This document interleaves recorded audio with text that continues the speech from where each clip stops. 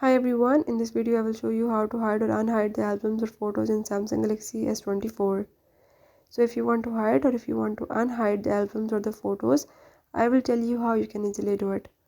I will show you all the steps you have to follow them, and if you're new here, don't forget to subscribe my channel. Now let's watch the video.